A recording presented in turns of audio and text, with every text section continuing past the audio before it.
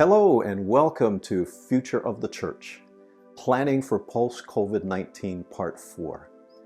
I truly hope that this video series is a help to you as we continue the journey of exploring how we prepare ourselves for post-COVID-19 through this multi-part video series.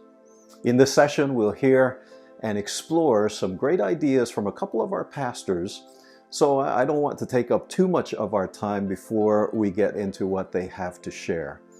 But before we do hear from them, I want to remind you that these sessions are not meant to give answers. It is meant to be a discussion starter and to ignite a spirit of seeking what God has in store for the future of your local church. We've provided a conversation guide for each of the videos in the series. And so we invite you at the end of this video to use the guide for this session to facilitate a conversation as a church board, or maybe you're meeting as a small group.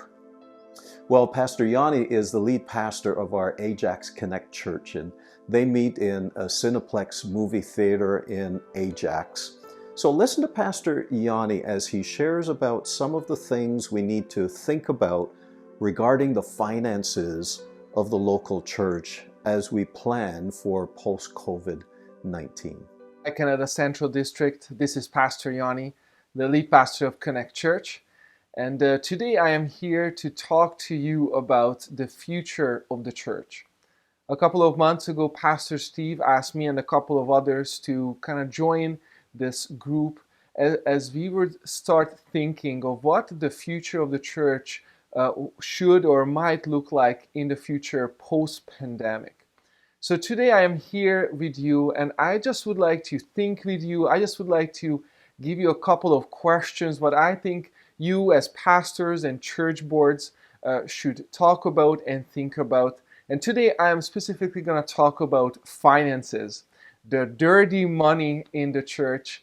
It is, we don't really like to talk about it, but it is a very important aspect of our church. So what I think is really important at this stage, at this time, is that we have to rethink and reevaluate. It is always important to have this mindset, but I think as we are getting towards the end of the COVID lockdown and as we are planning ahead, this is more important than ever. We have to rethink and reevaluate. We cannot think that we can do the same thing forever moving forward. We have to take a look at what worked, what didn't work, and how can we make things better. And we have to do this on an ongoing basis in the church, because if we don't do that, we might miss some things. Things change all the time. People change situation. It can change around us. And now we see that even with the restrictions change all the time. So it really dictates what we as a church can do and cannot do. And in this always changing situation, we have to rethink and reevaluate. And this is true for all aspects of the church and also the finances as well. The big question, what I want you to think about, and I want you to struggle with this question, and this is, I think, is just very key, is that how do you engage your church in generosity post-pandemic?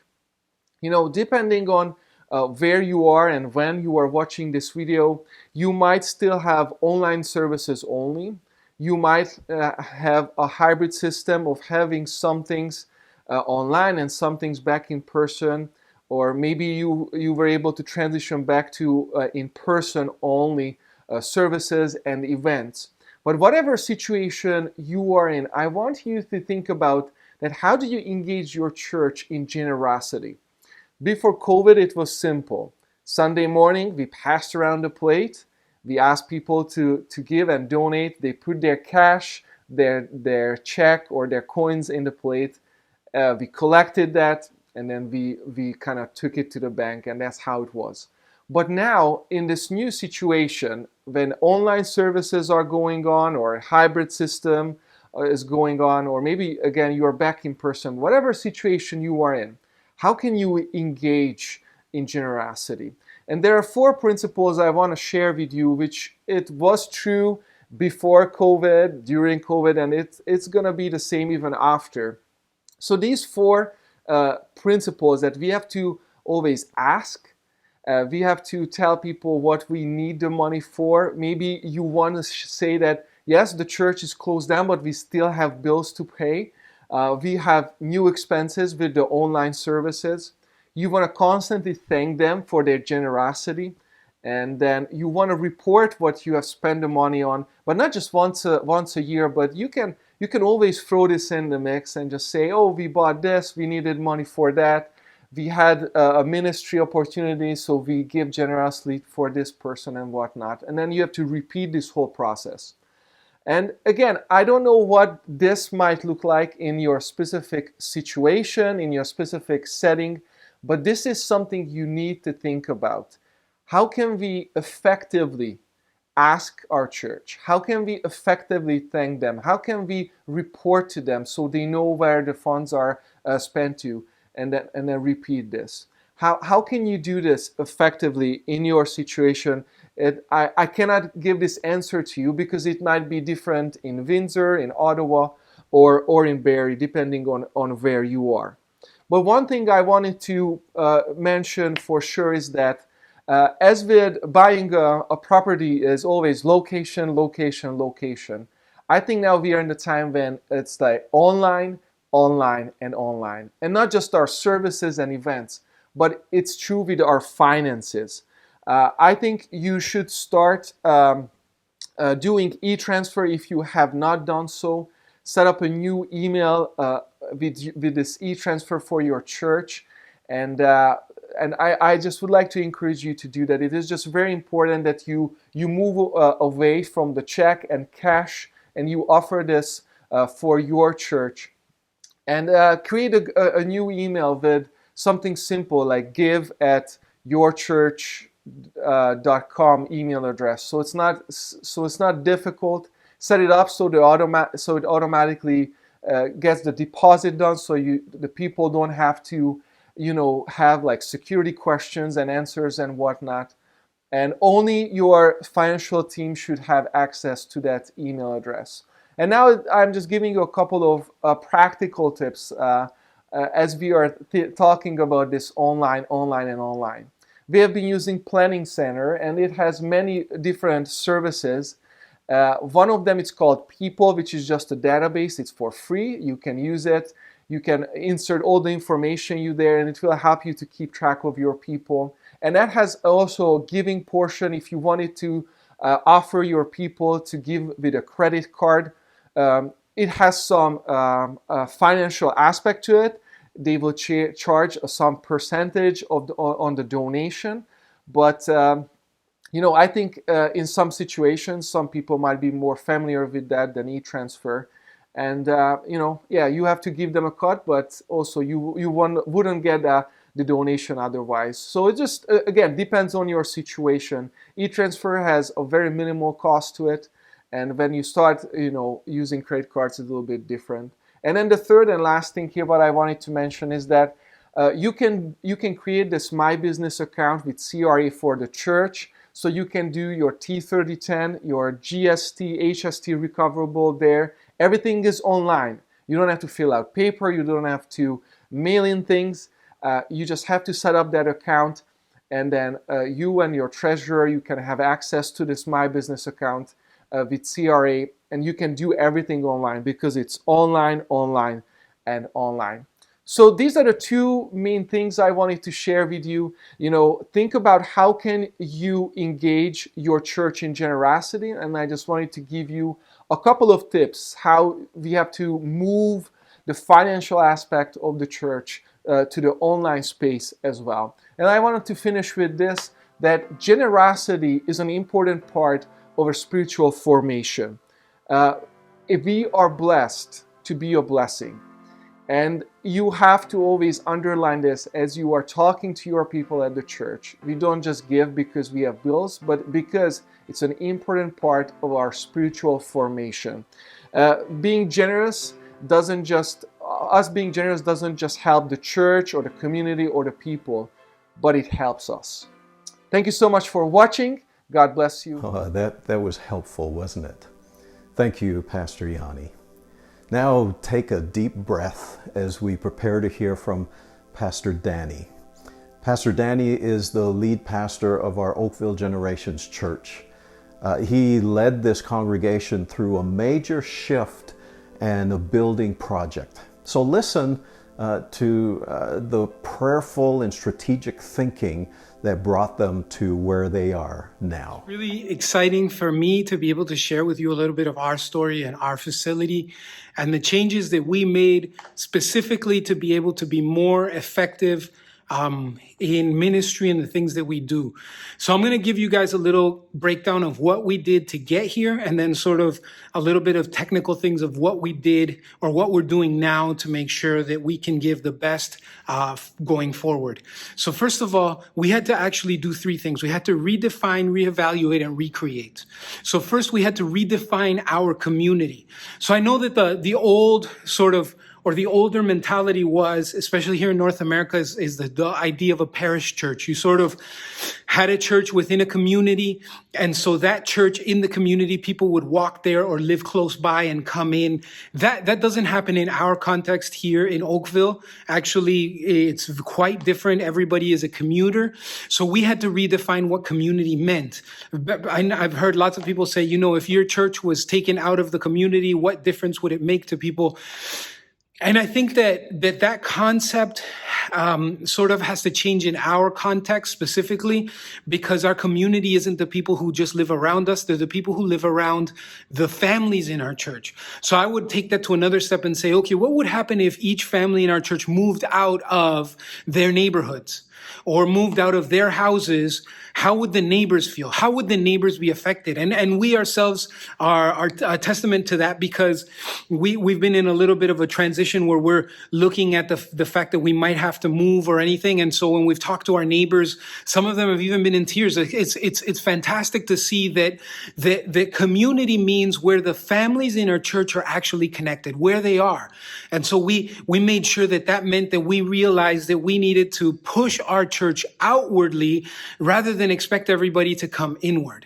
So we had to redefine community. We had to redefine our core values. We had to make a new core value based on our new understanding of community. For example, we decided to make one of our core values live truth, which is community involvement. It means that I have to go out and be a part of the community so that I can show them who Jesus is. It is through my relationship with them. So we ask people to join clubs. We ask people to do different things. And then we would look at our facility in a different way, because that means that we don't want to reinvent the wheel. We don't want to make every single program out there. So our community, you know what?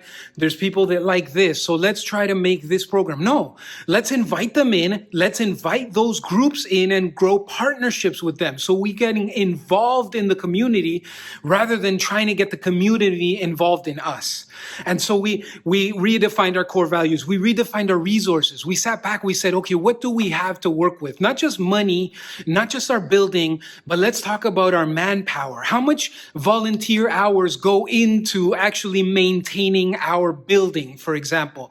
And if we're spending more money and more man hours in maintenance or getting ready for service or doing all of these things, then maybe we're not actually doing things properly. We're not being good stewards of our resources, because we are slaves to the church rather than the church being a resource for us. And so then we had to reevaluate. We had to reevaluate what our resources was. We had to think, okay, our building in our context wasn't a resource. It was a liability. It was something that was causing us more work than it needed to. So we weren't using the building. The building was using us.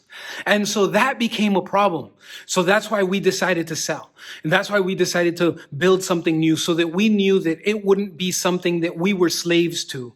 So then we reevaluated our liabilities. What are we spending resources on, manpower, money, everything else on that really is not actually making a difference?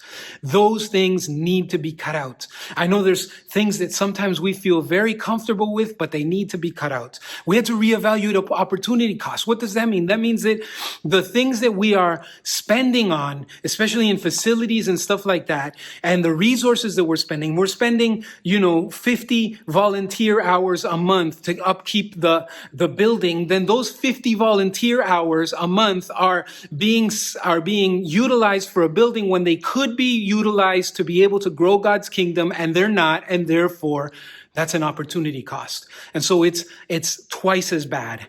Then we had to recreate. So what we did in our church is we said, okay, once we have these new core values, once we get the concept of the facility, making sure the facility works for us. What does that mean?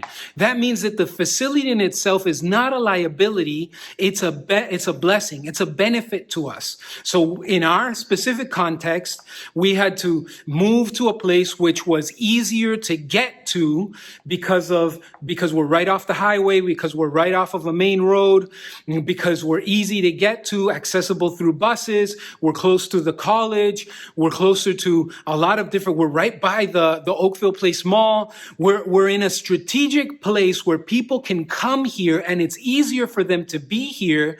We also had to think that because we're in a condo, it means that we don't have to worry about the roof or anything else. We're paying our condo fees and that'll be taken care of. I'm actually the condo board president now. And so that's how we build relationships with other people. And the parking was good. And we made sure that the flow of the building would work for us. Everything is newer. We made sure that we built this place. I don't know if you can tell, but we built this place thinking, and this was pre-COVID, thinking that we wanted to make it like a studio, because we knew that at some point we were going to have to go online. And aside from that, we even reserved our old audio equipment and made it all mobile, because we knew that at some point when we're growing, we're going to have to go mobile. We're going to have to be able to be multi-site. We're going to have to think outside our building. Our building could not be what sustains us. We had to think outside our building, and thank God that He gave us that feeling before COVID, because then we knew that we were ready, that we could go forward, that we could continue to go forward in the way that we were, and the building wasn't going to hold us back.